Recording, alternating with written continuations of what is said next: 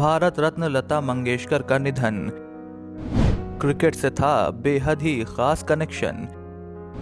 पैसों से की थी टीम इंडिया की बड़ी मदद। द नाइटिंगेल ऑफ इंडिया के नाम से पूरी दुनिया में मशहूर स्वरों की मल्लिका लता मंगेशकर जी का निधन हो गया है। वो कोविड-19 से संक्रमित होने के बाद निमोनिया से पीड़ित थीं और आज सुबह उन्होंने अपनी अंतिम सांस ली। लता जी के जाने के बाद पूरे देश के साथ साथ क्रिकेट जगत भी शोक में डूब गया है और हर छोटा बड़ा क्रिकेटर लता मंगेशकर को अपनी श्रद्धांजलि दे रहा है और ये भारत के एक सुनहरे युग का अंत है। लता मंगेशकर का क्रिकेट जगत से हमेशा से ही गहरा नाता रहा है। कपिल देव और सुनील गावस्कर से लेकर सचिन तेंदुलकर और विराट कोहली, हर कोई उन्हें दीदी कहकर बुलाता था और उनके जाने के बाद पूरा क्रिकेट जगत गहरे अफसोस में डूब गया है। सचिन तेंदुलकर की थी बड़ी फैन।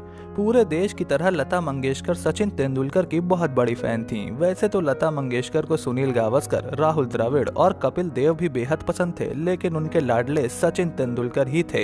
सचिन तेंदुलकर के रिटायरमेंट के समय लता मंगेशकर बेहद इमोशनल हो गई थीं और यहाँ तक कि उन्होंने सचिन तेंदुलकर से अपने फैसले पर दोबारा विचार की मांग तक कर दी थी। लता मंगेशकर ने एक इंटरव्यू में कहा था, मुझे क्रिकेट से बेहद लगाव है, लेकिन मुझे सचिन तेंदुलकर से ज्यादा और कोई पसंद नहीं और पूरा देश और दुनिया सचिन तेंदुलकर की दीवानी है, तो भला मैं क्यों पीछे रहूं।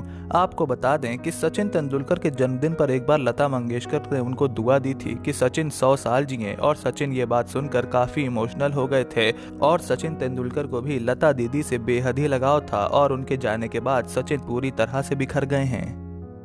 पैसों से की थी टीम इंडिया की बड़ी मदद। आपको शायद यकीन ना आए, लेकिन दुनिया का सबसे अमीर बोर्ड बीसीसीआई एक समय पर अपने खिलाड़ियों को पैसे देने की स्थिति में नहीं था। जी हाँ, 1983 विश्व कप जीतने के बाद टीम इंडिया को इनाम के तौर पर दी जाने वाली राशि बीसीसीआई के पास नहीं थी। वो ऐसा समय था जब बीसीसीआई टीवी पर मैच दिखाने के लिए ब्रॉडकास्टर को पैसे दिया करता था। तब लता मंगेशकर क्रिकेटर्स की मदद के लिए आगे आई और अपनी जबरदस्त फैन फॉलोइंग की वजह से उन्होंने एक कॉन्सल्ट किया और उससे आया सारा पैसा खिलाड़ियों को इनाम के तौर पर दे दिया। ये लता मंगेशकर की दरिया दिली और क्रिकेट के प्रति उनका प्यार ही था जो उन्होंने अपने देश के खिलाड़ियों के लिए इतना बड़ा कदम उठाया।